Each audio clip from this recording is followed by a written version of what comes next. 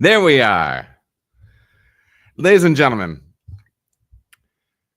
I like to think that I regularly bring my A game. But tonight, I feel like I might be on another level. Okay? I might be on another level tonight. I'm feeling good. I had a great day. I did a podcast with my buddy Cody. That'll be coming out next week. Let me see if I can dig this up real quick for you. I was on with Cody Sherwood. And the Less Hate More Lager podcast. So that was a fun chat that we had. I'll keep you in the loop for that. If you're not following Cody over on Instagram, you should. He's memeing it up over there. Funny dude. Nice guy. We had a fun chat. So it was good stuff. But yeah, cut that young podcast over there with him. And then I went to basketball practice for my son. I'm coaching my son in basketball. Hey, chat. Again, I usually always ask, but please give me a shout in the comments if everything's good as far as audio and video and everything like that. Went and I'm coaching, help my buddy coach a 7th and 8th grade basketball team. We don't have quite enough players in order for full practices. So I was out there, you know what I mean? I'm outside, you know? Back in the day, I used to bring the heat, okay? You step on the court with me, hopefully you're ready to play basketball against a guy with kind of like a fragile ego, really high emotion, a really high level of effort. You would love playing basketball with me, but you would hate playing basketball against me. I was a poor enough sport that when I've met like other adult men that I went to college with, like in the outside world now, like 15, 20 years later, the first thing I do is apologize. So, yeah. I mean, that's just something that you have to deal with. But anyways, I was out there with the youngest today, schooling them up, coaching them up. It was a lot of fun. My son's on the team. That's been a blast. And then came home, little mashed potatoes. My wife on the golden potato mashed potato tip tonight. Got a little mashed potato in me. I've got 2 beverages. I got a couple bevs. I've got Blam. I've got my water in the Adam Makes beer mug. And I've got my coffee in the Brew Daddy, you know? It's a wonderful time to be alive. It's a wonderful time to be alive. Matthew, welcome. I'm going to take that cheers as everything is good and you can hear me. All right. So, I just have to separate these windows. I'm being a fool. I thought I was unprepared, and look at me, prepared. Before I just go completely off the rails, I'm going to Matthew. I don't know. I know there's some other Matts and Matthews. Is this your first time popping up in the chat? Because I don't recognize the last name. I don't think, but there's a lot of people that come through. If you're a first time, long time, welcome. And if I'm just forgetting another time you're in the chat, welcome anyways, man. As always, pop up in the chat. Tell me you're listening. Tell me where you're from. It's always interesting. You can give me state or country or whatever. We don't need home addresses. You know what I mean? We don't need home addresses. We don't need people getting doxxed on this podcast, okay? That's not what it's about. Welcome to the January 2025 live stream Q&A podcast. This is Adam Makes Beer. My name's Adam. This is the podcast where all your dreams come true. You know what I mean? You bring some questions. I do my best to answer them. We commune. We fraternize. We make things happen. You know what I mean? We get better. It's what we do. First time, long time for Matthew. Love it. Well, welcome, man. Welcome. got the arm in there too. Love that. Well, welcome. Make sure to drop a question in there, brother, if you got one. So yeah, let's see. Oh, I've got some reminders. Yeah, I mean, listen, if you have not been over the YouTube page, there's some new things. There's some winds of change over on the content front. And again, another month has went by where I have not added on to the recipe workshop, but it's coming. Believe me, it's going to happen. It's been a lot of adjustment for me to I'm settling into my role of, three days a week, stay at home dad, and then fitting the work stuff in, the content stuff in there. So please be patient with me on that. But if you are a lover of that sweet in brewery content, ladies and gentlemen, do I have something for you? It's been popping. Okay. Are people still staying? Are people still staying? It's been popping because it's been popping. 50 West brewing with my boy Ryan and Jake. Okay. Great times, good people. Yesterday, brewing with Peyton over at Listerman Brewing. What? Yeah, I'm in there. We're brewing. I'm taking footage and I'm posting that stuff in brewery content, ladies and gentlemen. It's always cool getting in other people's spots. Listerman yesterday was interesting because I've been in pubs before, but this one was unique. We're talking dairy equipment for the brew house, right? And figuring out how to make all that stuff work. To me, I think working with challenging equipment in challenging settings really sharpens those tools up, baby. Those tools that we got in the tool belt, right? I've got a lot of side to side going tonight, everybody. So hopefully you're all right with that. I'm going to try to, I'll try to prevent the movements from becoming too stimulating. Okay. Family podcast. So 2 in brewery videos, full brew days in there right now. The one with Listerman is interesting. It's my first video that's over an hour. It's just what we have. It's just the footage that I had that I liked from there. And it's close to like an hour, 20 minutes, 25 minutes, hour and 25 minutes. But my thought is I'm not going to break it up. If there's people out there that really love that stuff, they're going to watch it. And if it's not for everybody, it's not for everybody. But you should really get in there and watch it. The video on Listerman is great. Peyton is awesome. I actually worked with his brother Austin at Sonder, and I should say I'm fortunate to have worked with Austin over at Sonder. Quality man. Man, I love him. Good dude, hard worker, killer on the floor, man. Hard worker, organized, dedicated, really, really good dude. And so then I go and brewed with his brother over at Listerman. So brothers in the industry, what? And he's just as great, man. They look so much alike. And Peyton and I just had a blast. We had a blast. We did a lot of talking beer. There's a real just brewers making beer and talking beer feel to it. You know what I mean? Well, because that's what it is. And that's kind of what I want to give you with those videos. So there's that. And then 50 West, man, I got to tell you, Ryan Hayes, and we were with Jake over there as well, Jake Roller. And Ryan was one of the first people that I really connected with here in Cincinnati and the brewing front.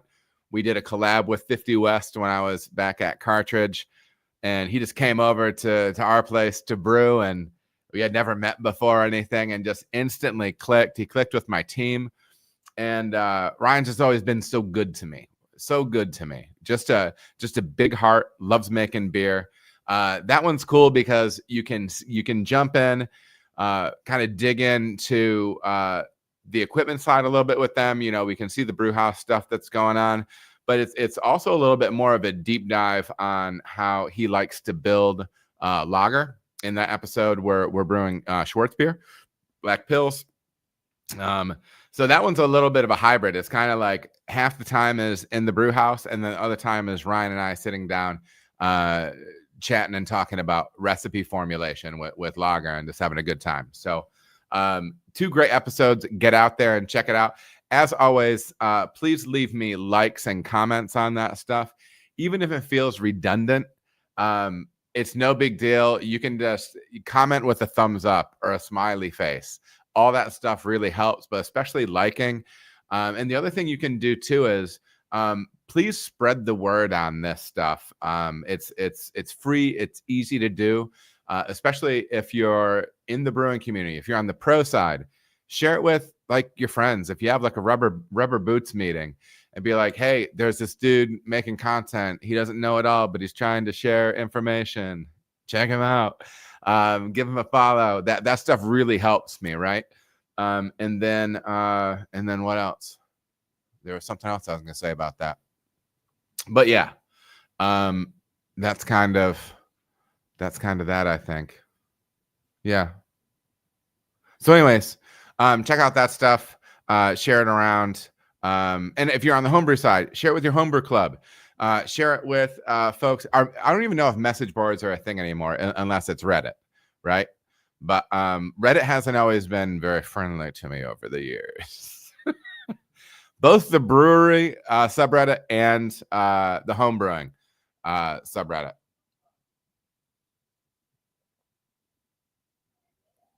They don't want me linking any videos there because I'm an attention-seeking content creator. So anyways, I asked one time if I could just post, hey, I'm going to be doing a Q&A and just looking for questions if anybody has questions. And they're like, dude, get out of here. I'm like, I don't know. And they're like, the one thing you can do is an AMA. Ask me anything, baby. But this is a video format. You know what I mean? And I guess that they want to be a text format because text is the future. I'm being a little sassy. What else? So yeah, dig in to the new stuff popping up on the YouTube page and share it around. I would very much appreciate that. Just a reminder that right now my full-time job is bringing you educational brewing content. So if you're getting value out of the videos and stuff that I've been supplying online, definitely please sub and also consider a channel membership. Right now it is $2.99 a month. It's less than a cup of coffee a month, and it's just giving me a little love. Help me keep the lights on over here. You know what I mean?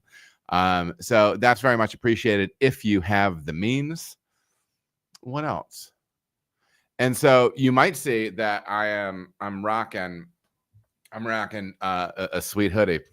I do love this hoodie, and I got from my good buddy Ryan over at Hey Human on Earth. It's my favorite brew influence. Well, listen, so here's the deal. I like the idea of I was in public once in a brewing in with other brewers, and sometimes you don't know like if you're being teased or not, because somebody was like I was talking to somebody else and they're like, hey, are you like the guy on YouTube? And I said, yeah, I do YouTube stuff. And somebody else was like, well, what do you mean? And then somebody else was like, he's an influencer. Influencer is one of the worst ways to discuss yourself. But I do love the idea of I'm a brewing educator, trainer, right? That's one of the things that I love doing in this field. So yes, but I can take the friendly joke on it as well. I do try to tell my oldest son that I'm just going to tell all of his friends that that's what my job is. But that's just because it harasses him. But Human on Earth, good to see you. Welcome. Drop questions in there if you got them. Drop the questions in there if you got them. So I mentioned the hoodie. My boy Ryan over at 210 Brewing out in Arlington, Seattle. Angel and Wings Casino. Get up there and check him out. He hooked me up with a hoodie, man. He also hooked me up with a hat that I really, really like the hat, but this is one of these scenarios where I'm worried that I'm too old for the hat. No, Human on Earth. I'm not. I wasn't. It wasn't like that. No. It wasn't like that. I think self-identifying as an influencer, like when other people, that's fine. But like if I just roll in and we're like, hey, what are you doing? I'm like, I'm an influencer. That's not the words I use, but no, I did not take it in the wrong way. Anyways, you're good. You're good. But yeah, so the hat's awesome too, but I'm worried. You know what I mean? Listen, as you age, okay, I had to clean up a little bit. I got the sides taken back because we've got OCBA coming up this weekend. Got to get lined up, got to be clean a little bit. But it's always concerning, like as the clock continues to tick toward 30, like I'm just worried that I'm going to look like that 50-year-old guy that's wearing stuff he shouldn't wear. But I really, really like the hat. And maybe this summer, this is when I'm going to rock it. I appreciate the love on the fade. This is a strange thing that we do here, right? I come here. There's nobody else in this room. I talk at this camera. You're somewhere else on earth, listening to it, potentially watching me. There he is, Ryan. Nice hoodie. Thanks, brother. I'm just talking about it. And but this summer I'm gonna rock the hat, and I'm gonna lean in, and then I'm just gonna wait to see if there's any comments, because I want to make sure that I'm keeping everything in line. But I love the gear, cool stuff. And so the follow up on this is on all my videos right now, you're gonna see that there's gonna be information about the marketing, the video services that I do, like these in-brewery content stuff. So marketing services and then consulting services. If you go to my Instagram or my LinkedIn, I have like a one-pager done. On that, it has my contact, a little bit of my background, and then the services that I provide, both on the consultation side and on the marketing side. So if you're a brewer and that's something that you want to kick to your supervisor, if you want to do some work with me, it's a good introductory way. It has a link to my YouTube channel and my Instagram in there. So yeah, do check that stuff out. I've had people hitting me up, which is awesome. And I have some great consult stuff coming up, some stuff that I'm really excited about. So yeah. So Ryan's healing up, man. I was just thinking I was gonna give it a shout out, but then again at the same time I was like, well, maybe there's a HIPAA thing going on here. But so I'm glad to see you in there. Glad you're doing well, man. Glad you have the necessary remedies to put you in a good place. But yeah, if you need any consult services, anything like that, hit me up. And when I was talking to what did I say? Was it Corey? I'm so sorry. Cody. When I was talking to Cody Sherwood today, we did kind of some business side talk a little bit as part of it. And cash flow is important for your business. And speaking of cash flow, do you want to be smart with yours? Check out my boy David Lentz at Brewed Fiscally. This man has what you need on the financial side: bookkeeping, fractional CFO support, financial management system design, business plan review. Hit up your boy. Check out brewedfiscally.com or email him. Go straight to the source. David at brewedfiscally.com. He's good people. Financial stuff is important these days, folks. If you are running a brewery, planning a brewery, you have to budget in money for certain things. And having a spend for a quality accountant to help you with things, David is excellent for that. I've worked with him in the past. Good man, good people. And you can see him at OCBA with me. We're gonna be having a booth together. Do you like the big old banner? You know what it says beneath it? Better beer, unique marketing. That was my attempt at like putting a one-liner under Adam Makes Beer to help people understand what I'm doing at the trade show. Baby, I got it all. Oh, do you want a card? You want Adam Makes Beer card? Huh? What? We've got, listen, come to the booth and see me, because we got this. Boom. QR code, son. You see that? The top one takes you to my one pager that I was just talking about. Bottom one to the YouTube page. Business in the front and party in the back. You heard? Okay. I don't know if it's a good decision to put my picture, my face on this business card like that, but I'll tell you what.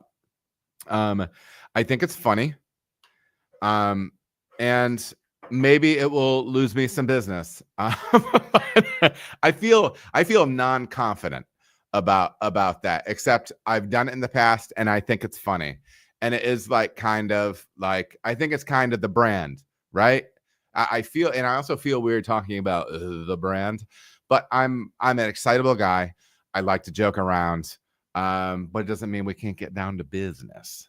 You know what I mean? So, yeah, maybe a little unexpected in the back. Like it looks like in this picture, I look like an elementary school teacher that you don't want teaching your kid. Like I'm too excited. Like from this far away, it might look like I am just excited. You know what I mean? But when you get closer to this one, you can see there's something in the eyes. All right. There's something in the eyes. All right. Human on Earth thinks it's fun, and I appreciate that. A big part of education is personality. I think it works. It'll attract the types of client you want. And I think that is the other thing too. Like, yeah, I probably want to work with people that think that that's funny. You know what I mean? Big D in the house. I don't know if I've seen Big D in here, but he likes the card. Thanks, man. Hey, and assuming you're a man, if you're in there, if you're at OCBA this coming week, please come see me and say hi. You're not going to be interrupting me because I've had people come up before and be like, "Oh, I don't want to interrupt you." Just come up and say hi. I'm eager to meet everybody that listens to my stuff. I'm so grateful to all of you for listening and following along and supporting me. So yeah, please do. If you're going to be at the conference, please do say what's up. Last year, I had the guy come up to me and awkwardly say, "You do stuff on YouTube?" And I said, "Yes." And he said, "I mean, I don't need any of the information. It's for home brewers." And I said, "Okay." And then he just kept standing there. And I thought to myself, why did you come up and talk to me in the first place? Because I was with a group of people. And I don't know. It was a very awkward exchange. But anyways, I mean, you can come up to me and be awkward. Listen, times can be awkward. You know what I mean? So hit up my man Dave Lentz. You can see us both. Me with the dark brown locks, slightly fading into silver on the sides or just white, and then David with the scarlet mane, a true redhead. David, don't let that dissuade you. He's very capable. Speaking of good people, starting a brewery is a big step, and that's why Blickman Engineering is here to support you along the way. Since 2006, they've helped hundreds of breweries succeed with nanobrewery equipment, tailored equipment, including the new 3.5 barrel Pro Service electric brewing system. The new innovative brew houses reduces maintenance and saves brewers at least 30 minutes every brew day, as the heating elements are mounted under the kettle and host over 20,000 watts of power in both 2-vessel and 3-vessel configurations. Their competitively priced equipment lets you start fresh, offering a full suite of brew houses from 1 to 15 barrel, matching cellaring equipment, keg washers, grain mills, and accessories specifically for the nano brewer. Ready to go pro or just exploring options? Contact Phil or Tom at proseries@blickmanengineering.com. Again, that's proseries@blickmanengineering.com. My friends at Blickman can get you up and running quickly for a faster ROI. Bladow. Speaking of my friends at Blickman, it's because of their support you will find me at CBC, baby. You feel like walking around Indianapolis, maybe running into Peyton Manning, maybe running into me. Those are your two options, okay? Peyton Manning's the only famous person I can think from Indianapolis, or like, kind of like Indy, whatever. And I'll be there. I'll just be the other person. It'll be a famous person and a person like me. Come see me. Say what's good. Okay. Once again, I'm outside. But yeah, I'm all geared up for that. Let's see what else. CBC, baby. Man, I went through some of these today from just riffing. You know what I mean? Some of my notes here. Gosh, we're rolling. So let's jump into January's career corner here, okay?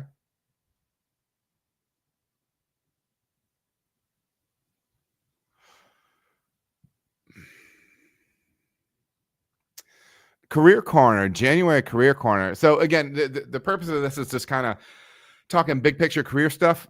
And again, I've had obviously my big shift here. 3 days a week, I'm taking care of my little man Ben at the house. I'm cooking, cleaning. I don't really do laundry. I'm a really good picker upper and straightener, and I'll sweep and vacuum. And then beyond that, like with me, it's a lot of like charisma. That's what I bring. That's what I bring as far as household helpfulness. I do some dishes too, but I think I'm finding some balance between focusing on what is really important when I'm home with my son, and then when I have my work time, really trying to get after it aggressively. I'm learning things, as I'm reaching out to people, trying to make contacts, whether it be for content creation or for, trying to find sponsors for the channel and the content. I'm learning how much of stuff is sales at the end of the day, not trying to make it sound like, I don't know, weird or too boiled down, but it is hitting me on some level now. Like I have to be able to do some sales. And hopefully the stuff that I've been doing is kind of an online resume, and it's kind of been prepping me for going into this next period, because if you've been following the channel for a while and it's content you like, there's usually some sort of connection with the person that's making that content, right? And I try to do stuff, like in a good faith, goodwill manner. And so it is making it easier, because people are reaching out to me and I don't have to do a ton of cold calling. And I mean, I'm sure there'll be a time for that, but I don't know. It's just been interesting learning patience with that. It used to be when I got a return for an Instagram message, because, I'm going straight to the marketing department when I do that. It used to be I got a reply and I'd be super excited and I'd run over and tell my wife. And now, like, I know, like, that first contact isn't a guarantee. It doesn't mean something's not going to happen or something will happen, but like, I'm learning to be like a little more balanced with it. And so I think from a career standpoint, it's good to not get too high or too low, depending on how those waves tend to be rolling in that day. The other thing that I am learning is, I think it's really important for me, and this is something that my wife suggested, when I'm trying to make contact with people, I'm trying to get face-to-face as soon as possible. She tells me I connect well with people, and she said that's just try to set up a FaceTime call or a Zoom call or whatever. She goes, she said, she just recommended that. She goes, people get excited about what you're excited about, so I'm learning that element of it too. And I don't know, it's been good. I'm in a good spot. Again, it's a huge change, working for 25 years full time, and then kind of doing a hybrid stay at home, launching a new business thing. It's been interesting, but it's been good. It's been good, and I appreciate all of your support along the way. So, anyways, I think we'll kind of wrap the January career corner right there. And I think we're going to jump into this chat a little bit. Yeah, let's jump in on a few of these things. Water?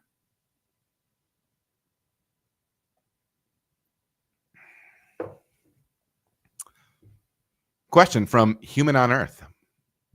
Boom. Did you ever have any experience brewing outdoors when you were a home brewer? Any tips for dealing with weather? So I will say that there's a lot about brewing outdoors that makes me very uncomfortable. There's a lot of pluses. Messes outside get cleaned up much more easily than they do in the kitchen or whatever. And I'll be honest, like the number one thing is like if I turn, I don't know, if you have an open vessel, I always think about dust and particulate, which could be carrying microflora down into your wort or whatever you're dealing with, right? When I'm inside, it doesn't seem as worse, but when you're outside, it seems worse to me. And maybe it is, maybe it isn't. Either way, you don't want stuff dropping into your wort. I have a harder and harder time thinking through open practices because there tend to be a lot of open practices in homebrewing, meaning not closed practices. So a direct line. Sometimes, like I've watched, people run cold wort like out of the valve, the ball valve, and just kind of blast it out through the air into a siphon, or not a siphon, but a funnel, and that runs into the fermenter. That's fine. But for me, I personally like to have like a cleaned and sanitized tube that goes on that and then runs into your fermenter. And then I like to take, sanitized aluminum foil and wrap that to tent it, so you don't have stuff dropping. My big tip with brewing outside or really any brewing at all, the primary issue is open processes, right? So whether you're brewing inside or outside, try to think every possible way of creating closed processes, right?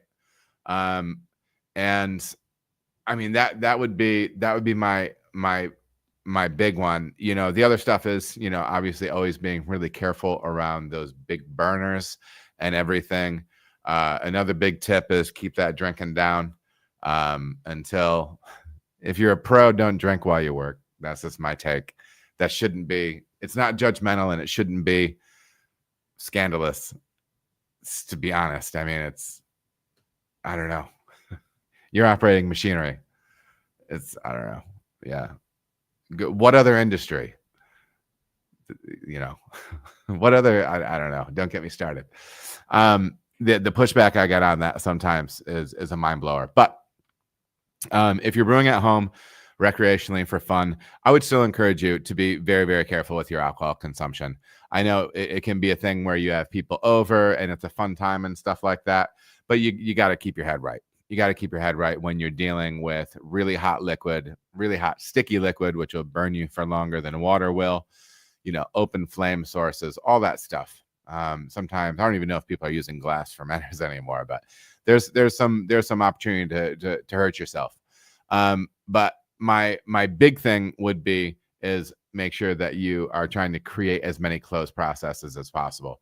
And if you don't have the tricked out gear to do, like, with all the ball valves and crazy things and transfer lines and pumps and whatever, that's fine. But explore, getting, spraying up some tin foil with a sanitizer and try to tent things up. Create as few opportunities as possible for uptake of things. And a little thing that I used to like to do is I used to use, what is the foaming sanitizer? Star San. What they used to say back then was I would make a 5-gallon. I had a 5-gallon bottling bucket, and so I had the spigot on the bottom. I would fill it up with distilled water, 5 gallons, and I would make 5 gallons of distilled water-based Star San. And it's my understanding, at least from 18 years ago when I was doing this, that would make a more stable solution. And so I would take a clean bucket with a clean top, and that would just be my storage solution. And I would keep it. I would only put clean parts in there. And so I love having that bulk submersible situation for all your things on your brew day. So when you are brewing outside or inside, gear clean, and then it can just go in there, and then it's good to go. When you're ready to use it, you can pull it out, shake some of the foam out, the liquid out of it, and get rolling. That would be some of my big takes for being outside, because it kind of covers on the sanitation side both issues, right? Trying to create a closed scenario when you can with some sanitized tin foil, aluminum foil, and yeah. So that would be my take on it, Human on Earth.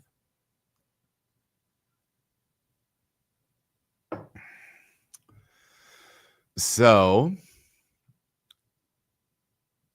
next question is from my man, Ryan Maiden.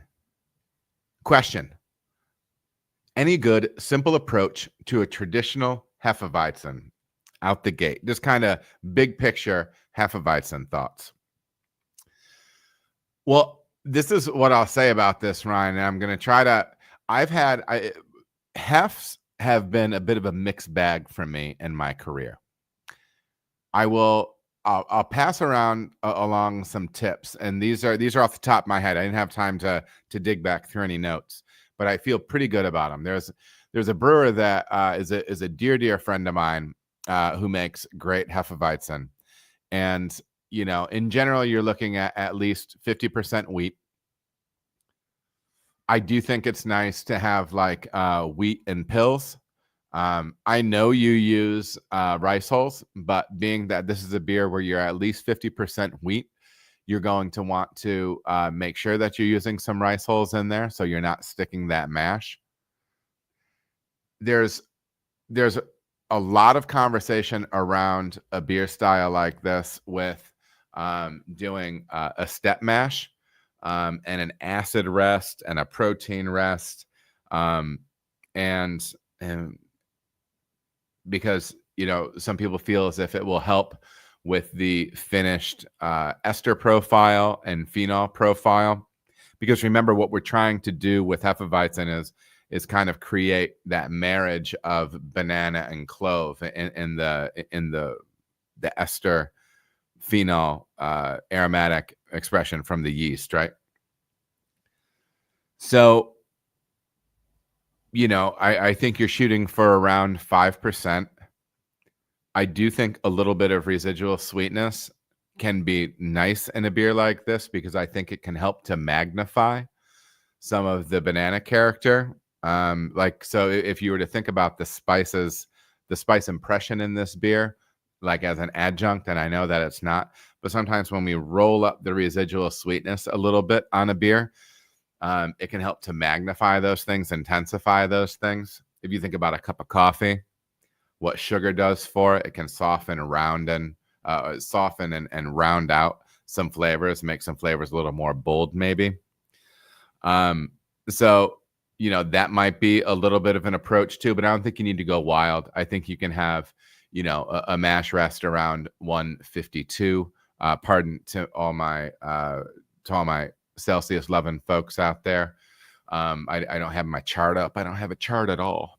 But yeah, a mash in that range if you're doing single infusion. And then you're going light on bitterness, probably off the top of my head, in the 10 to 15 IBU range. Maybe I would err closer to 12, 13. And then ferment that thing out. Now, this is where it can get tricky, right? Obviously, you don't want to be putting, you don't need to be putting Whirlfloc or anything like that in that. The tricky thing with this is on yeast. And when I was talking about my super smart buddy who makes Killer Hef, he really swears by the White Labs strain for this. I think it's White Labs, maybe it's Y yeast. Don't yell at me, September. I don't know if you're in here tonight, but he really swears by one of the particular labs, and maybe I can't remember. I think he's a White Labs guy for this.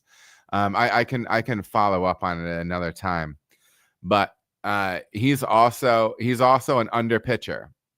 So I believe off the top, when I did a 15 barrel batch, he recommended me get a 5 barrel pitch and also reduce the amount of oxygen that I was hitting it with.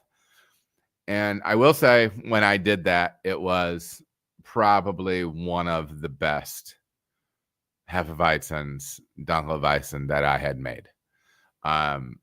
People have a million ways of getting this done. I think, the brewer that was helping with us likes the banana portion of it a little bit more. And sometimes there's one of these things where, well, people have different magic temperatures for it. Well, ferment it, start at 58 F and then roll it up to 62, or ferment it really hot, different things like that. I would recommend you talk specifically to your yeast manufacturer that you're going to get with and tell them exactly what you want to be getting out of it, and maybe ask to talk to somebody in the lab. I think you have a good lab connect over there, and talk to them and say exactly what you want to be getting out of it, and talk to them about fermentation, pitching rate, oxygen, stuff like that. And I think that'll put you on a really good path. I appreciate the question, Ryan, and please heal quickly. I know surgery is no fun.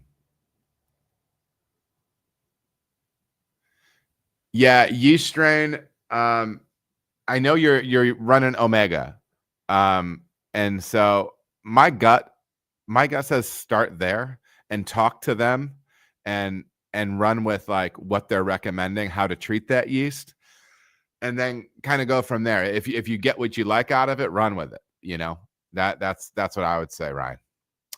Bobby F, heyo yourself. I think Bobby up there from the land. Is it snowy up there, Bobby? It's snowy down here. It's been winter down here, son. Okay. I don't know which one of you I was referring to as son, but it is winter down here.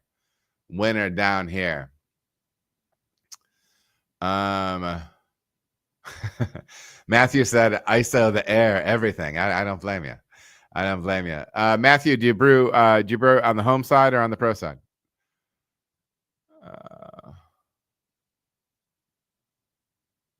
Appreciate you, human on earth. Wheat and pills is interesting. Yeah, and so for the percentage on that, Ryan, I'm fine with, they'll say 50, 51%. I think it has to be at least 50% to be technically half. But yeah, at least 50%. And I would have a nice European pills back there with it. And then I would really probably just use those two things. I would go very, very simple.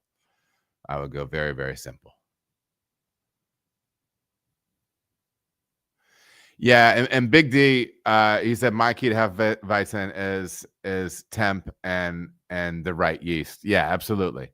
And again, this is one of those things where I think there's certain topics where everybody's got very specific opinions about it, and different things work for different people. So yeah, but that's where I'd start with it. And kind of take it from there, man.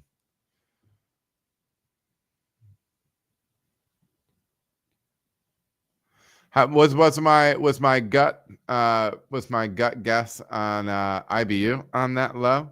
Let me see.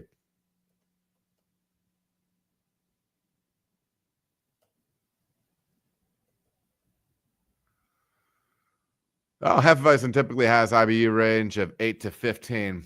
I came out guns blazing, baby. I remember today. Bobby F prefers strain 300 or 380. I'm assuming that's White Labs.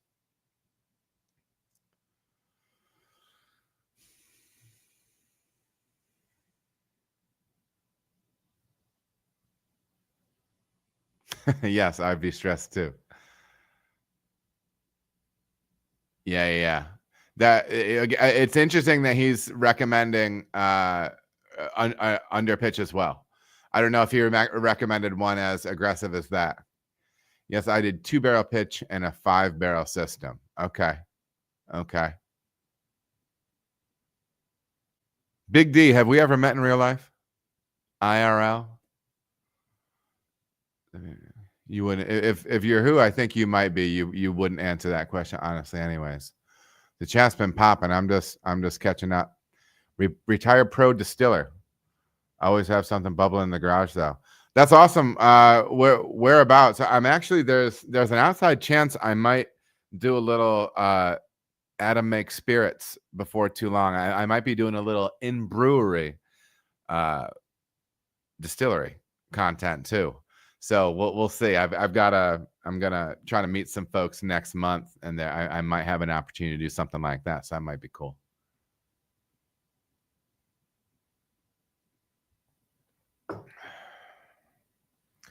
Yeah, I definitely don't know what I'm talking about.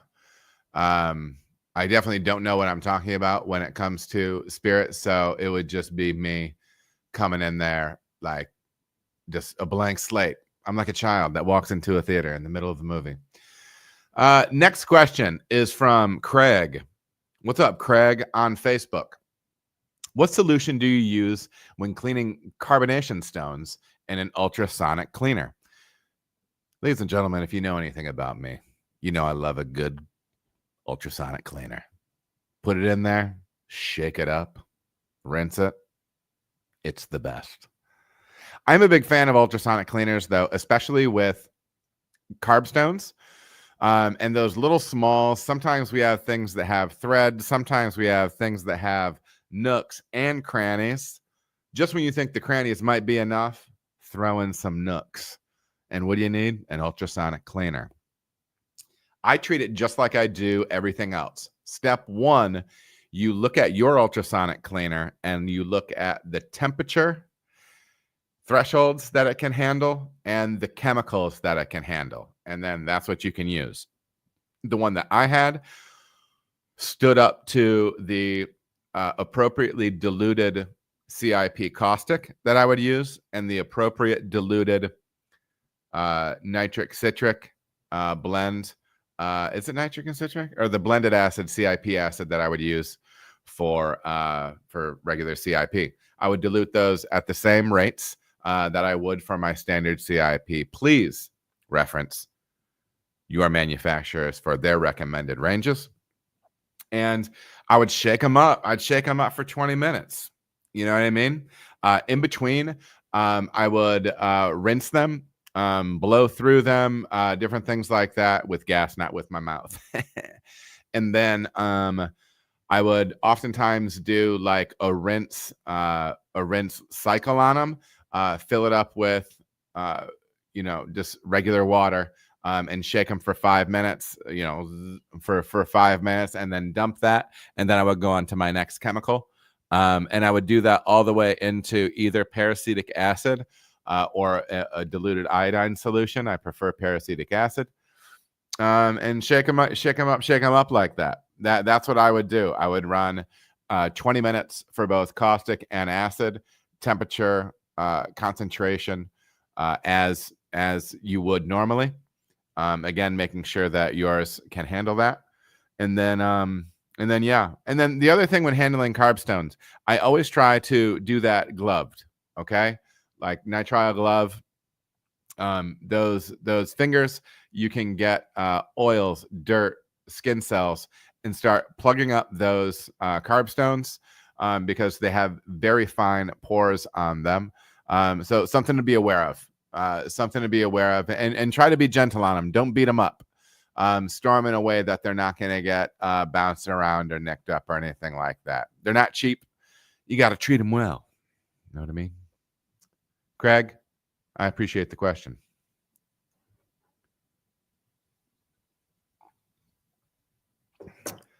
Next question is from Beach Leary on YouTube. The question I have for you is, are you still using aseptic purees? And is there a lot of settling out into trube causing less finished product to package? A lot of people swear by Amaretti, but I just prefer real fruit if my name is going on it. This is a bit of a tricky topic. First of all, you can get really great authentic flavor out of aseptic purees. if I were brewing in a place right now and I wanted to do a fruit beer and I wanted to make a passion fruit wheat, I'm just saying something, passion fruit wheat, I would use real passion fruit, and then I would also use a natural extract and or natural flavoring along with it. Okay. The reason being is that in my experience, you have to use so much puree in order to get that real fruit character all the way through. And if you want it to be appropriately robust in both flavor and aroma, it's really difficult to do it without making a 15% beer and diluting it down to 5% with puree. Okay. It's really hard to do. And plus, there's a lot of purees out there that are very subtle. I mean, I just mentioned passion fruit, and the passion fruit's a punch of the junk, baby. That'll wake you up. That's strong. Okay. But if you're trying to do strawberry, good luck, man. Strawberries are subtle. They're smooth characters. They sneak around. They're not in your face. So yeah, I think you need to blend things up with that. So yes, I would still be using aseptic puree. I do like to use it on the fermentation side and ferment that down some. I don't like to put a bunch of residual sugar into my beer. You will get some flavor and aroma from that, and maybe some requisite color that you're looking for as well. But I do think you need to dose it up on the bright tank side with a natural flavor. That's just me. You can, like I said, go bonkers with it and then, make a smoothie beer. But I think doing a little of both is probably the best way to go. I prefer to not use amaretti just because I don't know. I just prefer not to. I don't like adding unfermented sugar into a beer on the cold side. I don't like it. It's not how I do my thing. But if you do that, that's your call too. So ain't no judgment here, baby. We're just making beer. But it's not what I would do. So Beach Leary, I hope that's helpful. Appreciate the question. And yeah, hit me up if you have any more. I think Beach Leary's got some things coming up, baby. Some things coming up. Yeah, Oregon fruit is the boss in my mind. But I will say this though, some of the other places you can only kind of get certain things from certain places based on where they're coming from. So it's something to look into too. I know a lot of smart brewers that shop around and buy specific ones from specific places. We can have questions about potential quality issues from different places, but yeah, we got to figure that stuff out on our own. Oh, my coffee.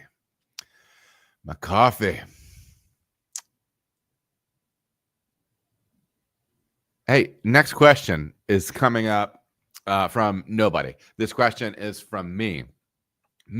That's who. I was flipping into public enemy mode for a moment. Dealing with a stuck mash. Nobody sent me this. I wanted to talk about it because we hear about it a lot. And I am going to be speaking on this pretty much exclusively from the pro side. If on the home side, your equipment, the things I'm going to suggest work for your equipment, that's great. You can do those things. But yeah, I'm specifically talking pro side process right now. How do I deal with a stuck mash? First of all, just to tell you what a stuck mash is, what I mean by that is when you start drawing a lot of pressure you get a lot of suction underneath the false bottom, and you start compacting that grain bed, and you start losing flow through or louderability through your grain bed. Okay, meaning that it's harder and harder to uniformly flow sparge water through your grain bed, ultimately lautering that over to the kettle. Okay. Now, this can happen to where it's just really severely slowed down and you're pulling a lot of grain, or maybe your wort starts getting really, really clear, but your flow rate is bottoming out. You're barely moving any liquid over. You're barely moving any wort at all over. That's what we're talking about. And sometimes it'll just slam the door shut and not do its thing. I'm not going to be jumping into like what causes a stuck mash. You know, generally you're going too fast. Your crush is too fine. You know, things like that. Or you pulled too much suction on the bottom underneath the mash bed. All things like that. I'm not going to dig super deep on that, but I do want to kind of give the two ways, depending on what kind of system you have with your rakes. Some people have no rakes at all. Some people have rakes, but it doesn't have like a plow on it. If you're starting to thicken up, if you feel like you're starting to compress that mash and you just have your rakes in, I've gone and I've tried to turn them on real slow and try to just do like a little mini cut on it. And that's kind of as I notice I'm slowing down and things are getting finicky a little bit. I see if that works. Sometimes that helps a little, but if you're going to stick it for real, that's probably not going to do it. If you do end up in that situation where you really have stuck it, a lot of times you're either going to have to reset that grain bed in some way or another. If you have a plow on your rakes, you can drop that and try to gently roll that around. I wouldn't try to rip it too hard because you could be putting a lot of torque or a lot of pressure on that spindle as you're trying to run that through. I think something else that you can do that I've had a lot of success with is underletting, or taking water from the hot liquor tank and shooting it into the bottom of your mash tun. Now, one of the things I think you need to do if you do that is you shoot it in, but you have to put a flow meter on it, ladies and gentlemen. You want to know the volume of water that is going into your mash tun, that you're blowing up through that screen, through that mash, through that false bottom. You're blasting that hot water up there, and it's going to loosen that up. That might be a good time to drop your rake and then give it a turn after you've blasted that a little bit to make sure that you're really kind of cleaning up anything that could be sticking there. And if you waited until you did the underlet to drop the rake and rotate, that might put less pressure on your rakes as you rotate them. Okay. But I would take a measured amount of water, and also realizing that water has potentially might be a very different pH than you want it to be. So if you're not bulk adjusting the pH of your hot liquor tank, just being mindful that you are putting X amount of water that needs to be subtracted from your sparge water into your mash tun, right? So anyhow, you can blast that water in depending on your scale, the size of your brew house. You know, if you're, say for instance, if you're 15 barrel brew house, maybe you try to blast 15 gallons, a half barrel or a barrel of water in there. Sorry for the metric conversions, you guys. I might try to do it in post. I do need a chart. Anyways, love me, okay? Don't hate me. But yeah, you're gonna want to measure that. You're gonna want to give it a stir. You're gonna want to get that rake back up. And then you're going to need to reverloff. Okay. Reverloff for as long as you can manage to, patiently. It's probably going to need to be as long as it normally was before. So if you're running a 20-minute verloff, you're probably going to need to run it for 20 minutes before you start lautering again. Okay.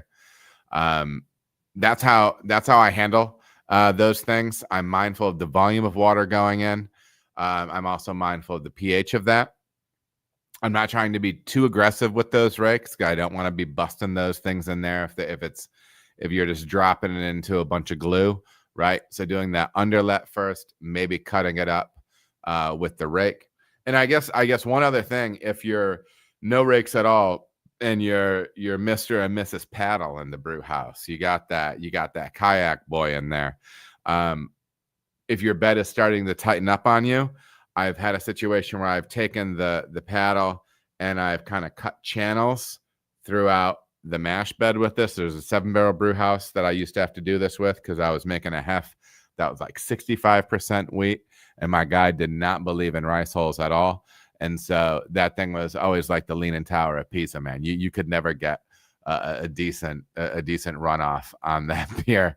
The mash was always thick as could be. So you can kind of baby it along by trying to cut it up a little bit. That would be like the equivalent of just that rake turn with the plow up. And if you stick it out completely, you're going to have to probably underlet and then re-stir that thing. Get ready to sweat again. A little bit more sodium added to that mash coming straight off of your local brewer. Okay. But that's how I deal with it. And I think sometimes people might miss that concept of making sure that they're adjusting pH in that situation with the water. And then 2, that they should be subtracting that water from their sparge, because you can get into a situation where over sparging. Thanks for the question, Adam. Appreciate it.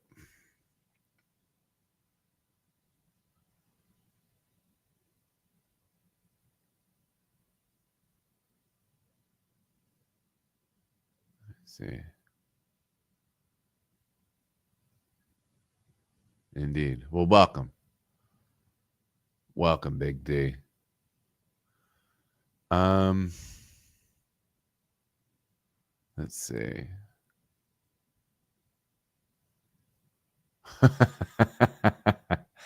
Yeah, I've had Human on Earth is recommending that I should get a hat with my face on it.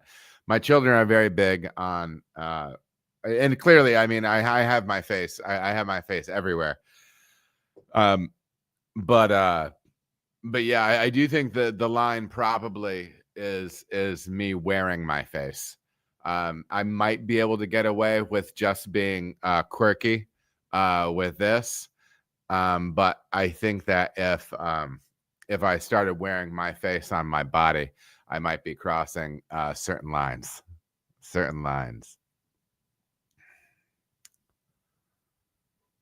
All right. They're chopping it up in here tonight, boys, ladies and gentlemen.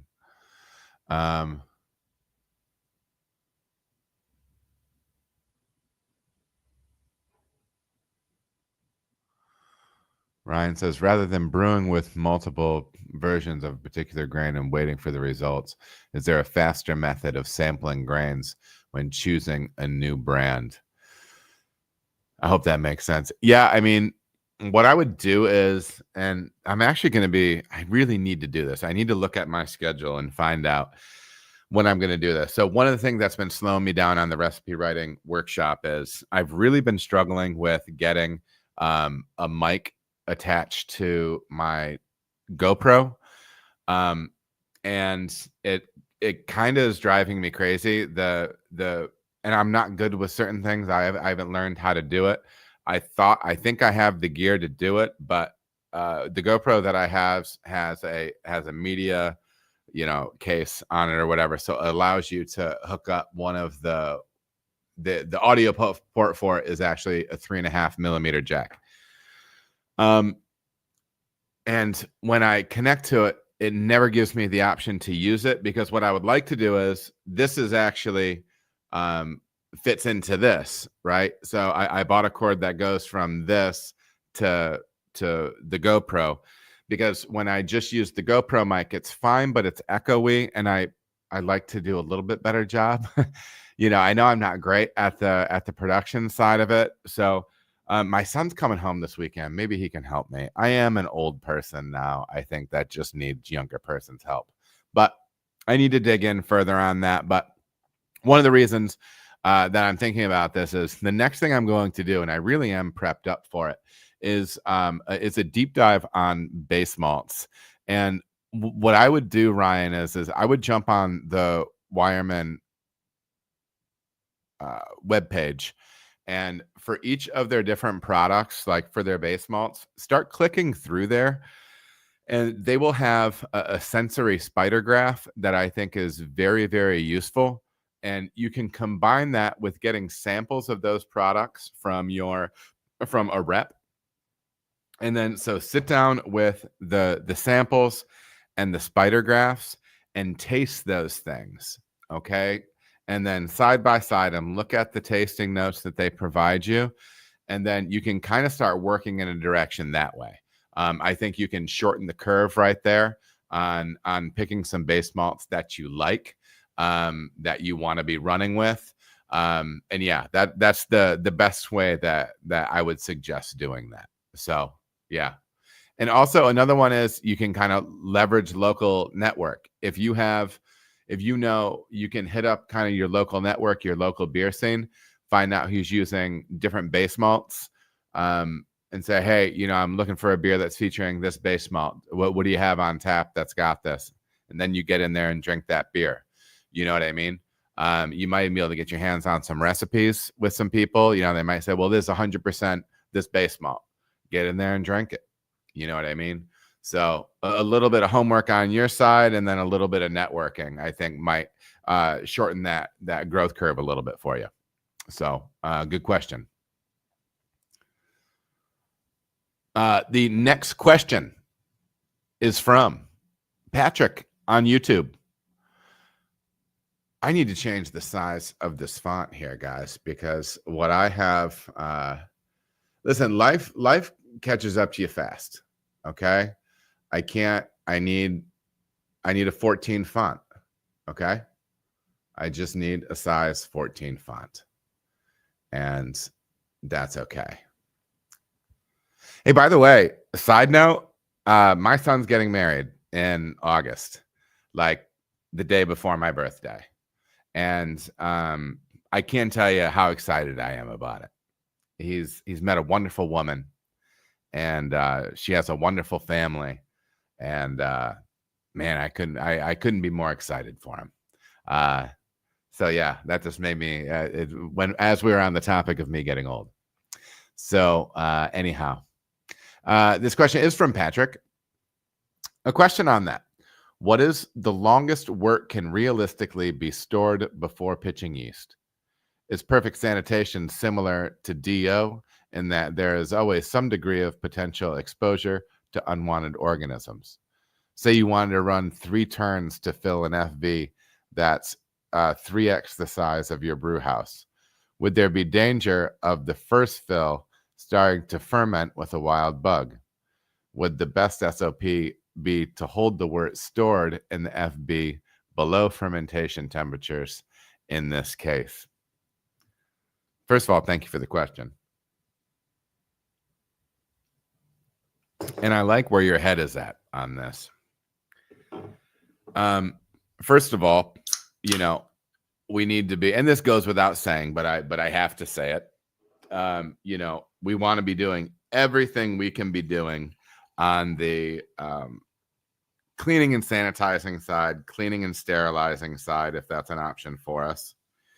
We want to be doing everything we can be doing to make sure that our wort is in good shape. We can make the best wort on earth on the hot side, and if there's something wrong on the cold side, you're screwed. So one thing that I would say is, take very good care of your equipment. When you can, heat sterilize something by getting, 85C water, 185F water circulating through it for a while. And we'll talk about that a little bit more later. If you can do that, that's going to go a long way to help you out. if you have appropriate CIP practices, sanitizing practices, and the like, all that stuff is good. But, at the end of the day, when we're talking about all these things, the reality is we're playing a competition game, right?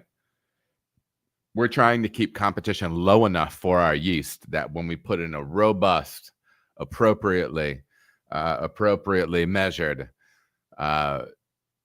pitch of yeast into a beer, that they're going to be able to outcompete anything else that's in there, because there's something in there. There's something in there, more than likely, right? Even with our sanitizers, we're getting 99.99 whatever, but it's not 100%. We're kind of in a damage control situation. We do the best we can to create as sterile of a wort as we can going into the fermenter. With that said, I have seen instances just like this, where the first batch was going in and it had to be held for 24 hours until the pitch came, because the pitch was delayed. And then, you brewed on top of it from there. If you're in a situation like that, where you have one turn and you have 2 more turns coming up and you had to wait, it's not a good feeling when you're already in the brew day. You've used your raw materials already. They're being utilized on the hot side, and you have to make that decision. It's not something I'd be excited about, but I've seen it done.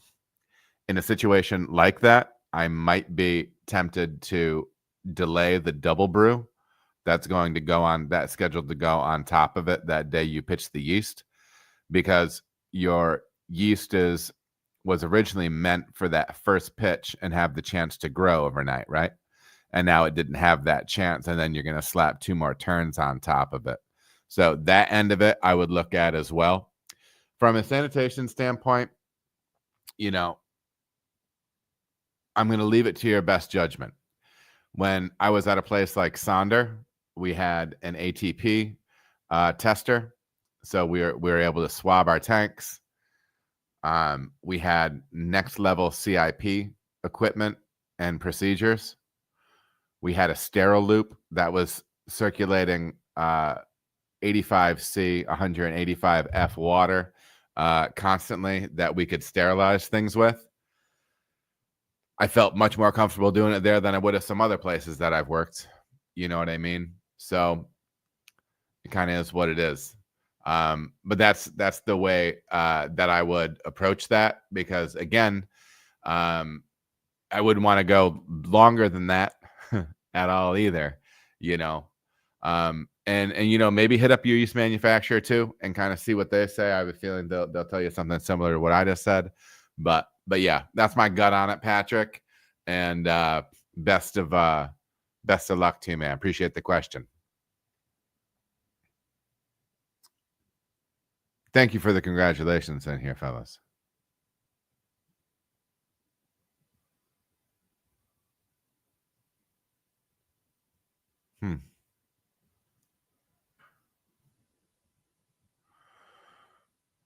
E-Monster Mark. I've not seen this name before. Mark, welcome. If you were brewing a low ABV session beer competition, what styles would you consider to stand out?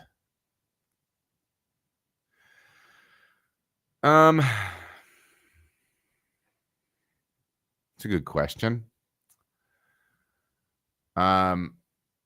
I would be tempted. This might sound strange. I might be tempted to do something like an adjunct stout, but a very low ABV version.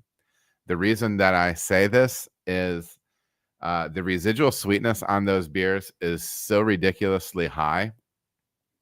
I did a fruited pastry stout, back in the day at Cartridge, which we were really proud of. We feel as if it turned out really well. And that beer finished at 1060.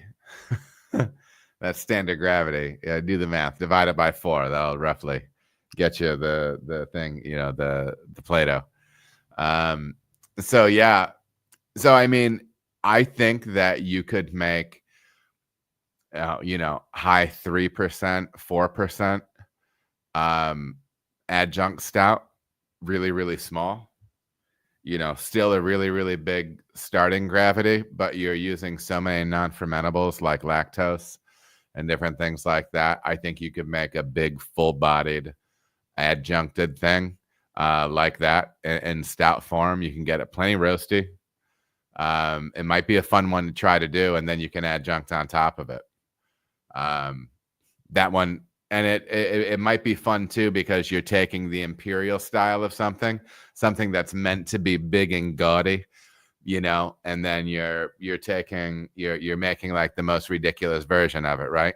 So there's even something. So if you do hit on it, if you end up pulling off a really tasty beer, it almost has a novelty factor on top of it.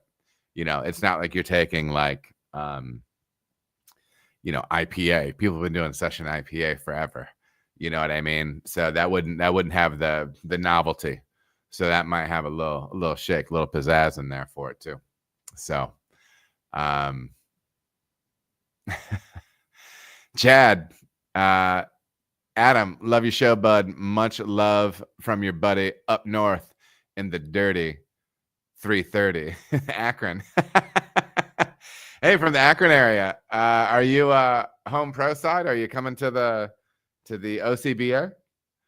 That would be fun. Good to see you in there, Chad. Yeah, hopefully that's not too stupid of an answer, Mark. But that's the first. Just off the top, that's the first place my head went with it. That's the first place my head went with it. So yeah. Let me get a little more agua, a little bubble agua.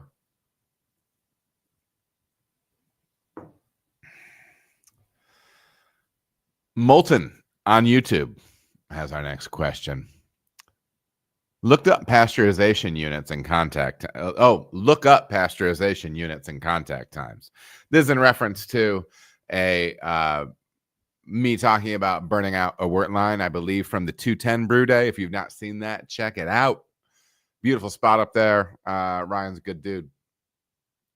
Look up pasteurization units and contact times. As long as your entire loop gets over 70 C for at least a few minutes, you're Gucci. There's been brew days where I haven't been confident the wort line is properly sanitized, and I'll just run it back into the kettle after whirlpool for a few minutes. Okay, I see what you're saying with the pasteurization units and the amount of time you need contact, but I would ask you to explore it a little bit more deeply. And I'm not saying that 30 minutes is the perfect time or anything like that. One of the reasons that I believe in running that cycle for longer is I am looking for the radiant heat that is going through the item that is being sterilized or sanitized. I'm looking for the radiant heat to get as many places as it can. If I run that wort line, let's say with 170 degree water for a few minutes, I don't know if I'm going to raise the temperature of all of the valves that are involved and all of some of the different components involved up to the level where I would feel comfortable. Now, if you've ever pulled apart a butterfly valve, and I've worked at a lot of different places, and there's been some places that have killer CIP practices. They have tools that I haven't had in any other brewery. And you have to replace a seat on a valve. So you take all the screws off, you pull it apart, you pull the seat out. I have always been disappointed by how disgusting the seat area of a valve is. Okay? That whole inner portion of it can get absolutely filthy. So one of the pluses of running that for longer is that you are allowing radiant heat to hit all of those places. And I will say that when you run that for a half hour and you run it at that temperature, it is absolutely hot as hell. It is really, really hot as hell. It's difficult to handle. So you can take it off and let it cool for a little bit, or let it cool, or whatever, right? You do need to be careful with that. But I'm concerned that with that couple minute contact time, that I'm not getting the radiant heat that I want all the way through all of the implements that are a part of my build out. Okay. So I think that the additional time allows that radiant heat to build, and it makes me feel better about that process. So that's why I do that. So yeah, appreciate the question, man. Human on Earth, have a good night, man. I said you have to head out. Appreciate it. Good to see you. Let's see. Do I go coffee? Oh my. Next question is from Mar108 on YouTube. My question is, how do you deal with the glycol left over in the tank? Do you allow the glycol to heat up, and how do you deal with it so it doesn't explode the tubing with the heat differences? So it's an interesting question having to do with, I believe this was a question that came off on tank CIPing. And what we talk about is making sure that we're heating up that tank so we are not sucking all of the heat out of our caustic when we start circulating it in the tank. Okay.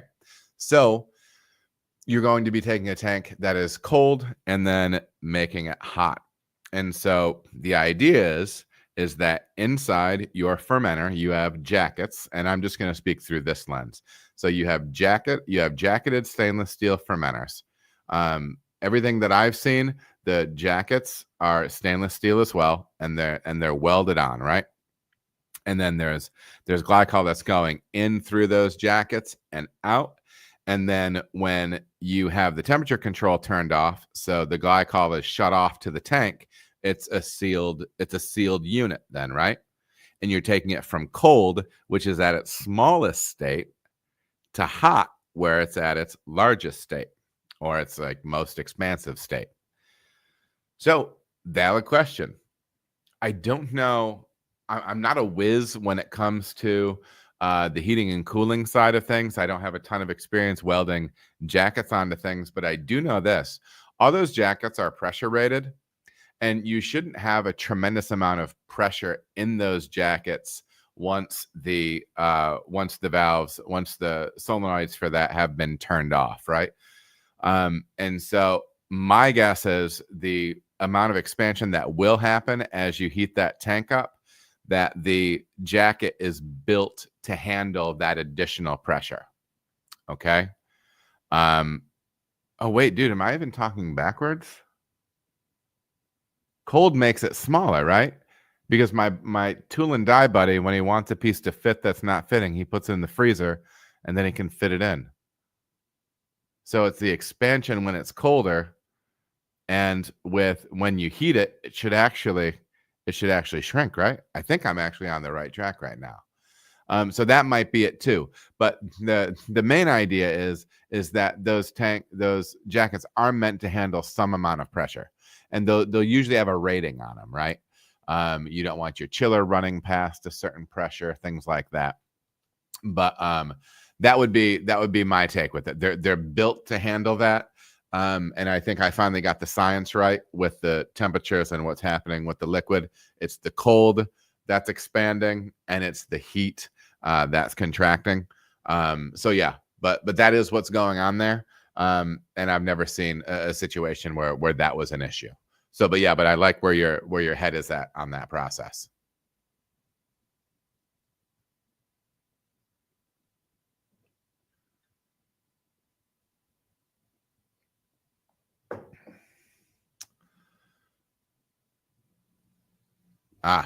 Next question. Next statement comes from We Do Music on YouTube.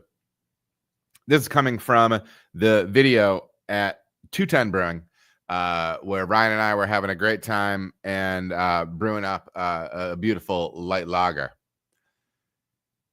He was watching while Ryan was pitching yeast, and he commented, "My training has my eye twitching. With that much beer, I would have to wear gloves and sanitize them first. Maybe I am OCD." Gloves are an interesting thing. If you watch that video, you see there is plenty of ISO being slung around. Ryan has gone up there and he sprayed the top of that port. He sprayed his hands. He sprayed the exterior of the yeast vessel. He sprayed on the ladder that he was using. Here's the deal with gloves. If you have an ATP meter, I would be really interested in you periodically swabbing your gloves and finding out what is on them. A lot of times I think that gloves are a false sense of security. I'm not saying there's anything wrong with using gloves. However, if you are very clean, if you wash your hands before you do something, and then you hit them with sanitizer like an ISO or something as when you get up the ladder to do X, Y, or Z, I'm not going to sweat that too much. What I've seen and actually done myself many times in the past, I've had a pair of gloves that I'm wearing forever. I'm doing this test, touching this, picking this up, drinking some coffee, doing this, doing that. And I'm using and those gloves are just your hands at that point. You know what I mean? Because you're touching all these things. You can go through a lot of gloves if you do that. And I'm not saying, there's nothing wrong with using gloves. There's, and so I am going to take a middle of the road on this one. I think if you wash your hands really well, which they did, if you spray them up with alcohol, you're probably just as good. If that's not comfortable for you, that's fine. I mean, I don't have any issue with it. But what I do have issue with is I think that there is a level of comfortability with, oh, I've got gloves on, I'm ready to roll. And I don't think that's necessarily the case. I think that there can be plenty of sloppy pool that's being played with gloves on as well, and a false sense of security that can come with it. So anyways, that's just my take. And if it's not for you, it's not for you. I get it. But yeah, that's what was going on there. I don't have a huge issue with it. If you are going to be wearing gloves in a scenario like that, I think you need to, potentially not be wearing them as you climb up the ladder and not be touching anything, and then put them on up at the top and spray them. You know what I mean? Like, you really have to think on it on that level. So, if the practice isn't for you, it's not for you. But that's kind of my take on it. So appreciate the comment, man.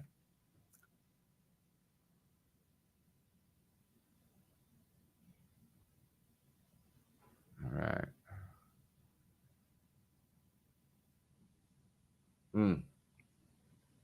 Depending on your hemisphere. I got some love the other day from my man Craig. It was one of the first questions. I believe he is one of my beautiful Australian followers. And listen, he said that he would love to have a beer with me sometime. And I said, I want to get down there. And he said, you need to come here. And I'm like, listen, I want to go there, but like, I don't have money for that. If there's, he said you have a big following down here. That's awesome. First of all, thank you so much. Second of all, dude, I do talks. I can do keynote addresses. I can do session talks. Like a club, like you fly me out, baby. Fly me out. I'm very pleasant. I'm low maintenance. I'm I'm a simple man. So let's make it happen. Bring your boy out there. So, but I was just going to say, this is perfect for this time of year, this question from Dave on Instagram. Because it's cold here. We are getting Midwest weather and not the Midwest. Yeah, that's right. I said it. Cincinnati's not the Midwest. Come at me. In the Midwest, you don't look at 1 inch of snow, okay? But they do here. But I love it. It's been really cold, man. This is a cold weather question. This is a wintertime question, and it's wintertime for me, not for my Southern Hemisphere friends, but you know. Dave's got a question. We're brewing ales, and it's in the fermenter, and our warehouse is below 60 degrees F. And we all have, and all we have is a cold chiller that will go from 20 to 70, and we set it at 68. How do we keep it warm at 16 degrees? Will it naturally stay warm in the fermentation tank, or will it get colder based on the ambient temperatures outside? And how do you handle this situation in your brewery? Great question. Obviously, you want to ideally be able to drive your ambient temperature up, okay? Obviously, you want to be able to drive your ambient temperature up. There are different ways of achieving that, but it's, getting additional heat in the room, all right? There's that. This is a challenge, though, man, and it's happened in a few different ways. Bobby, I see you in there. Appreciate it. Glad to see you in here. Have a great night, man. I know Fridays are a little tough. We don't have the numbers that we usually have, but I appreciate y'all in here. It's tough to do a stream on a Friday night. It's when it worked for me this week. But this ambient temperature thing can be a tough one, and I've had issues with it. So, I think the larger your volume, the easier it's going to be to handle. If you're dealing with a 3-barrel fermenter or a 30-barrel fermenter, that 30-barrel fermenter is going to handle it much better than the 3-barrel fermenter due to the thermal mass, right? I thought I was not going to remember the word thermal mass. So, because of thermal mass, it'll make it easier to handle. The one thing that might go a little bit missed here is, if you have a vigorous yeast strain, you get that thing in there at 68F or like 20C. I think it's 20C. I'm trying, babies. And you have a vigorous yeast strain, you get it in there. It's probably going to start rocking at 68, and it will be generating its own heat. Okay. Now, the problem is when you're looking at that fermentation curve, we're starting off, well, I'm going to try to find this on the screen. We're going to start off high over here, and then over time, your residual sugar drops, right? The problem is when your fermentation slows to a certain point to where it's no longer driving enough heat into your fermenting beer to maintain its temperature, you can find a situation where, say, it was at 68 degrees or 68 degrees F or 20 C. You might find a spot in the later portion of your fermentation where your temperature is just going to crash. Not crash, but it's going to drop. Okay, and it was sitting there at 68, and then next thing you know, you come in the next morning and it's at 62, and you're like, oh crap. And then it's 60 later that night, and then it's 58 the next day. You know what I mean? Depending on fermenter size, this can be a real thing. So the problem is it might not even be on the front side, because with an ale and with an appropriate pitching rate, it should be running and kicking off its own heat to keep that thing going. The problem, it might be on the tail end of it, when you're essentially doing like a mini cold crash on the beer, and at a point where you typically sometimes want to be warming that fermentation up, encouraging the yeast to finish out fermentation and clean up fermentation byproduct, non-desirable byproduct. That can become an issue. So you've essentially done this soft crash, and you're kind of you're limiting your beer's ability to clean up after itself and to run a complete complete fermentation. That's tough. That's tough. And I've seen that happen, and I've had to dump beers that's happened to in cold situations like this. It's a tough one because I know you still gotta turn beer. It's hard. Some people will say, "Oh, well, they'll heat it up and run. They'll hack in and they'll push, hot water through their jackets." I'm not crazy about doing that. That's a lot of crazy stuff, man. I get it, but I don't know. Some workarounds might be, and this might be a little too far outside the box thinking, but what if you went with something like a Kolschist, something that you could run at colder temperatures and you could hold it there longer, right? And because it's a lower temp to begin with, maybe it won't crash it out as much comparatively, right? So I don't know. That might be something. That might be an option. But yeah, it might be rough. It might be rough. Yeah, it's a tough one. Thankfully, we were able to get additional heat in the brewery when I've had that happen before, and that helped us work around it.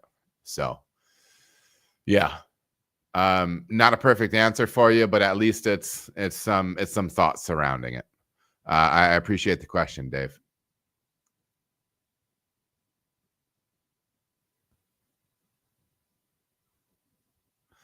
Webdan, so good to see you in here. It's been a minute. Glad to see you around and kicking, man. Hopefully everything's well on your side. And thank you.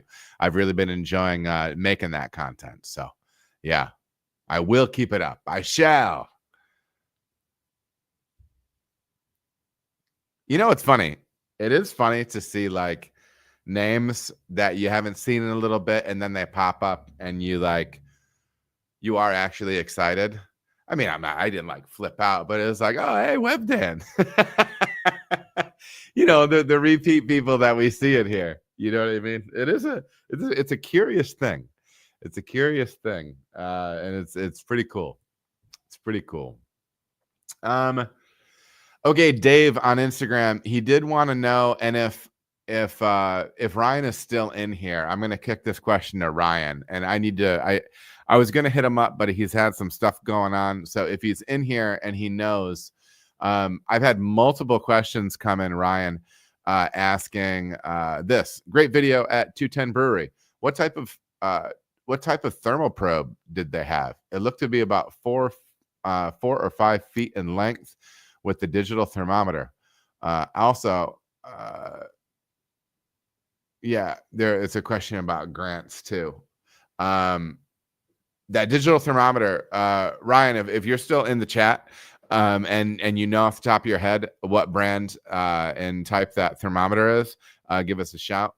And then to round out the question, and said, how often do you see those grants utilized at breweries? We do not have one, and how useful do you think it is? I think it can be really useful.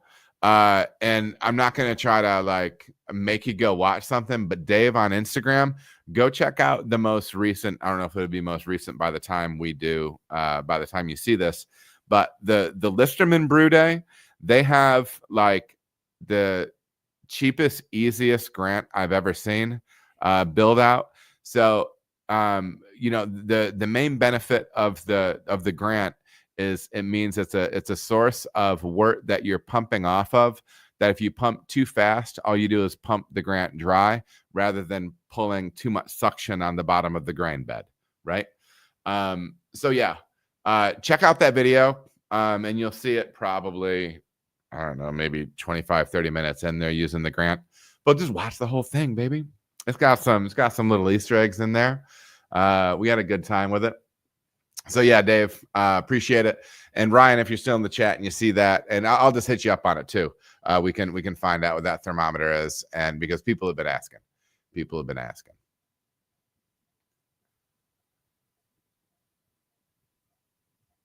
Brian Chow.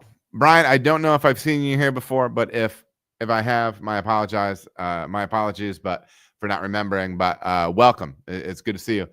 Brian says, love your videos, Adam. I'm running a microbrewery on my own, and your vids do help a lot. Thanks for sharing the experience, and I do hope to bring you some of my beers. Well, Brian, that's awesome, man. That's awesome. That's always it's always warms my heart. It warms my heart, Brian. It really does. Even though I'm being stupid, it warms my heart. All right.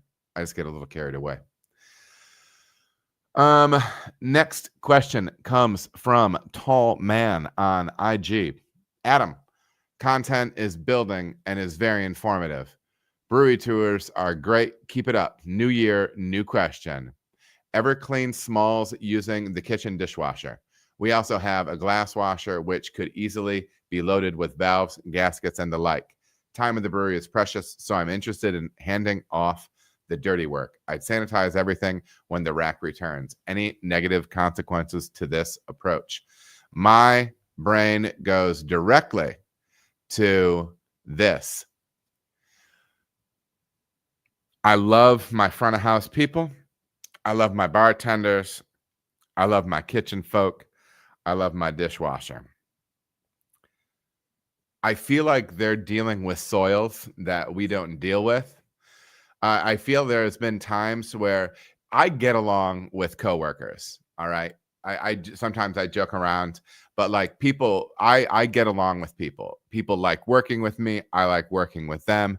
We have fun at work. Okay. But I will say that there has probably been a silent war waged between me and some kitchens where I've worked, because I get irritated when they take my squeegee and they use it on the kitchen floor where there's animal fat, and then they put it back in my brewery and want me to squeegee my floor with it with animal fat. And I'm like, no, thanks. But I have no problem stealing anything I want from them. And I don't think anything of it. So like when I steal little odds and ends, I'm never thinking to myself, they're going to be looking for this. I just take it and forget about it. And then I hide it. And then I hope they don't see it. Right.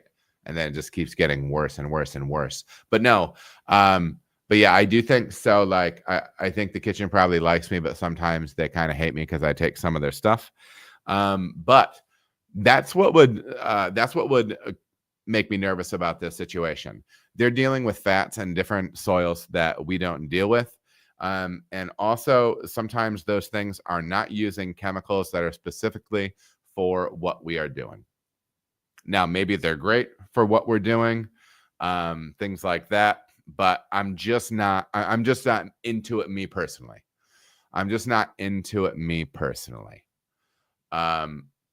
That's the reason why is basically it's the chemical side of things that is different than it could be different than the stuff we're using. And then also, like, I don't know, I've seen some pretty wild dish pits. I've seen some pretty wild glass washers too. You know what I mean? Like breaking into them and seeing how nasty they are. It can be wild. So I don't know. I prefer to have everything done on my side. I get the time saving, stuff like that, but that would be one that me personally, I wouldn't feel super great about. So, but I appreciate you reaching out.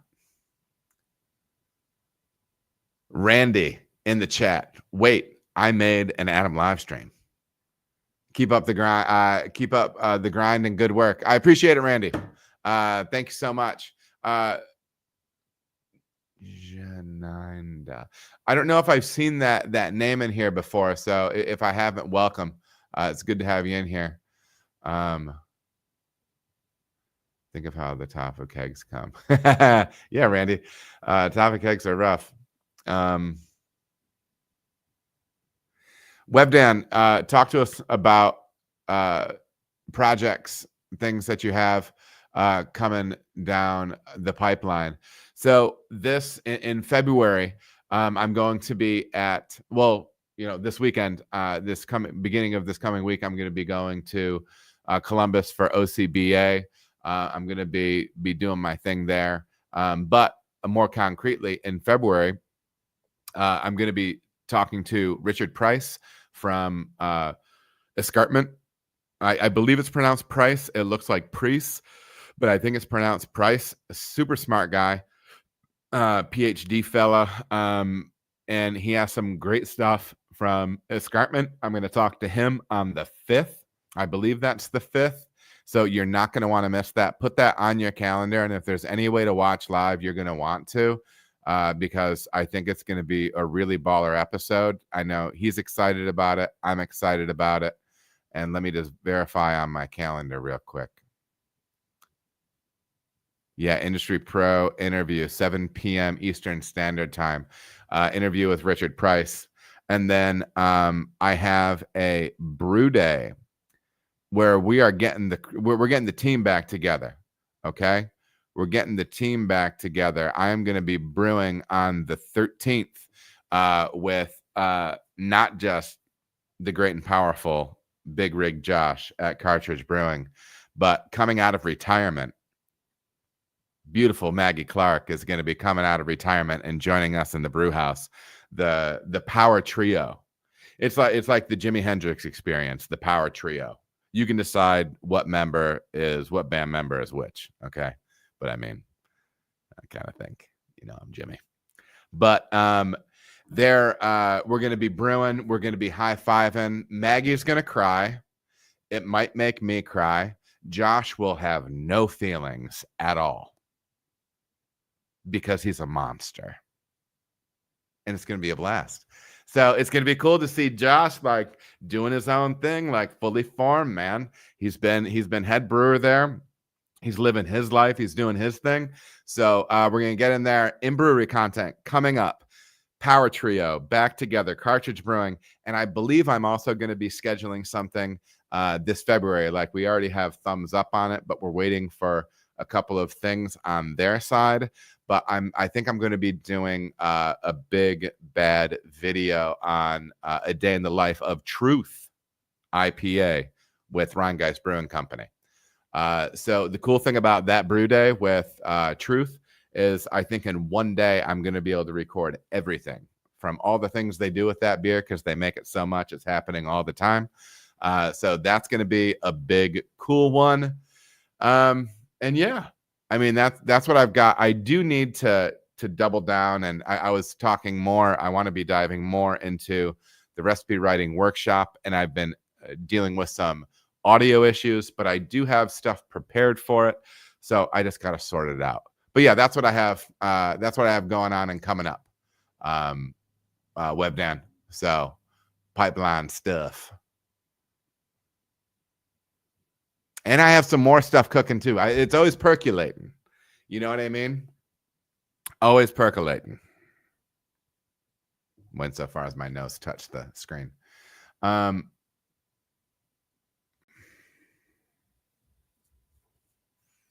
Yeah, Dancing Squirrel. I think there might be something to that.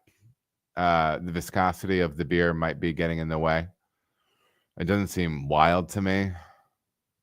Like it's taking a week at 40 psi. Yeah, well. I'm assuming you're talking about it being in a corny keg. I can see it being harder to get CO2 into beer with a more viscous solution. So that would. But you're saying so it's just with cocoa nibs or vanilla. I don't know, man. I've not really experienced that. And I mean, obviously, make sure that you're not running any pressures that are above the rated level for whatever you have going on, But yeah. I'm sorry. I'll try to do some digging on that. Again, make sure all your connections are tight and nothing's leaking. And make sure you don't have a leak on the keg side too, because if I don't know, just the things pop into my head, but yeah, that's kind of my gut on it right now. I don't have too much. I don't know. I don't have too much background on it. Yeah, WebDan, that the one with Richard is going to be awesome. Yeah, and the OG crew, baby, the OG crew. I'll see if we can get Nina out of retirement too. Next question is from Dwayne on Instagram. Hey, Adam, what's going on, man? Question for you.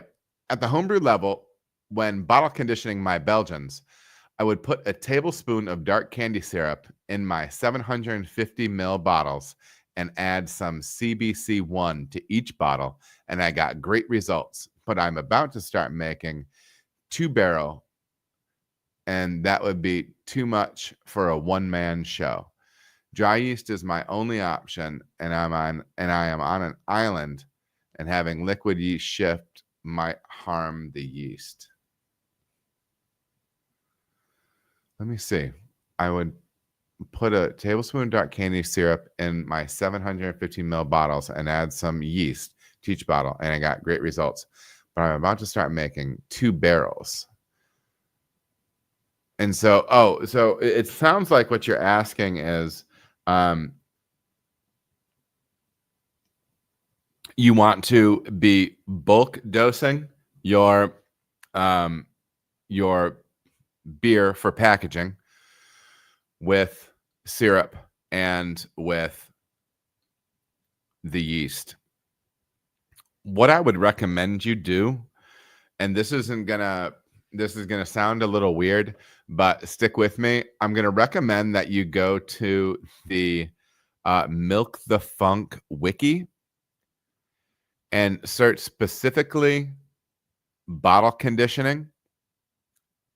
And they're going to have whole processes in there. You know, my dear friend Andy Gallagher, head brewer over at Linwood Brewing in beautiful Raleigh. Make sure to get in there and support my boy, him and B. Jeezy in there. Bill Gerds, another two channel all-stars. I know he's used this in the past with some, long-term barrel wood fermented beers that he's done. But it will tell you how to add the sugar to a bright tank, how to keep it mixed, how to add the yeast and everything around that. And then you're just going and filling bottles. Now, a concern that I have with you using the dark candy syrup is you are going to need to make sure that would be homogenized throughout the entire thing. You could, of course, heat that and then inject that in there or add that in there somewhere and potentially have to circulate it. But check that out. They may end up suggesting you use a different sugar source, something that you can more easily get into solution. But maybe you can do something like where you're heating it, jetting it in, and mixing it so you have it homogeneous. But I would say that would be a concern for me. So it's something that you're going to want to dig into. But I would check out that tool, the Milk the Funk wiki, and specifically looking up bottle conditioning on that. Bulk bottle conditioning or setting up for bottling a bulk amount of beer for that. I think they could have some really good tools for you in there, and you should go ahead and check that out, Dwayne. Not trying to pass the buck, but you can't beat that resource. It's really very good. I hope that helps you. If it doesn't, throw more questions my way, and we'll keep grinding, man.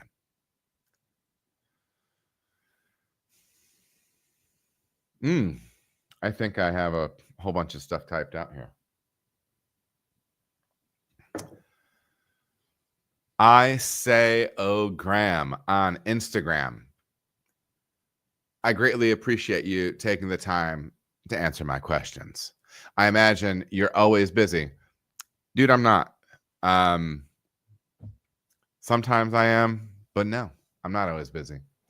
I have some follow-up questions. What is the dosing rate for the slaked lime? So we were talking about adjusting pH back up for beers that have gone too far down. I referenced earlier a pastry stout that I made that had real raspberry in it. And I got it into the bright tank and tasted it. And I'm like, there is no raspberry in this. And this beer is tart and flabby and stupid.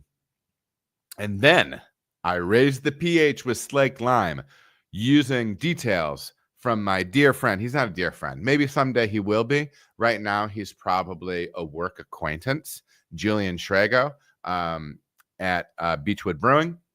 And he gave me some great tips on this. So pushing the pH up with slaked lime. I have some follow-up questions. What is the dosing rate for slaked lime that you used in the past? Also, how do you add it to the tank? Do you add it directly or dissolve in water? And what would your target pH be? So I'm just giving you the straight stuff. I'm giving you the straight goods, okay? I asked Julian about it like a long time ago, and I just dug up the message that he sent me. So let's read. Let's read. Adam, thank you for the kind words and reaching out. Glad to hear you were able to pull some value from those seminars. He gave a baller talk on making fruit beer at CBC 2-3 years ago, and you've got to watch it. You've got to listen to it. It was a top flight conference talk. I don't want to talk smack about conference talks, but sometimes that's not the case. And believe me, I've given them before, so I know. Somebody gives bad talks. Actually, I try really hard, and I might be good at it. So have me come talk to your people. For raising the pH, you could certainly inject inline for good mixing. Yes, a solution is best in my opinion. At Beechwood, we add an alkaline salt solution through the Bright Tank PRV port during transfer along with our finings. Really, you can do it at any point where you're fairly certain of your volume of beer and you can create good mixing. I would make sure to experiment with dosing ahead of the transfer. It's best to empirically determine the amount of salts needed. Food grade CaOH slaked lime is our preferred salt for raising pH. You can also get a milligram scale on Amazon for $10 or $15. I like to call it trap scale. That's me, not him. My emphasis added. We simply pull water from our HLT, which is functionally DAW for this purpose. If you do boil water, I'd make sure to cool it down some and add the CaOH in a well-ventilated area. Listen to this stuff. In a well-ventilated area.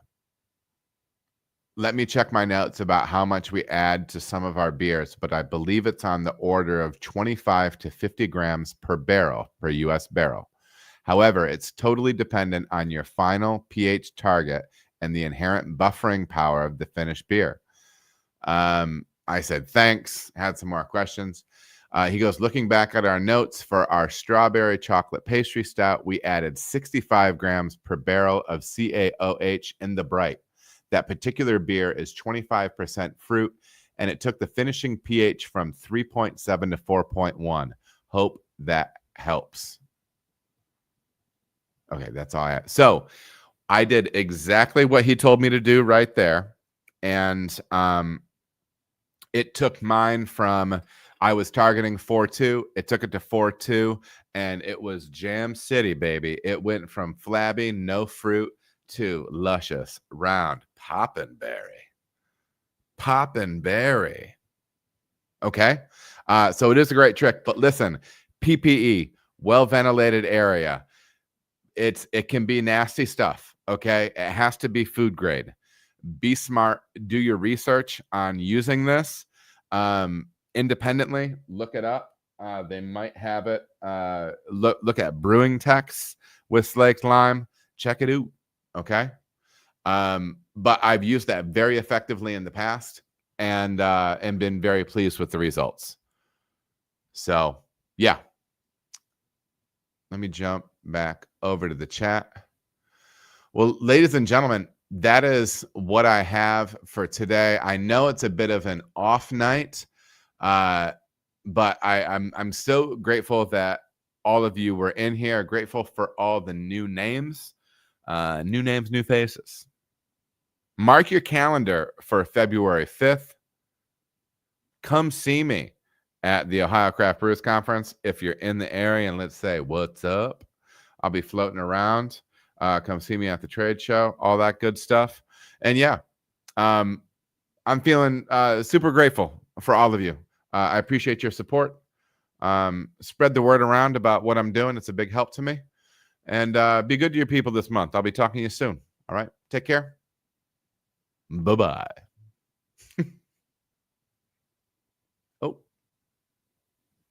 I want to end the stream. Eh.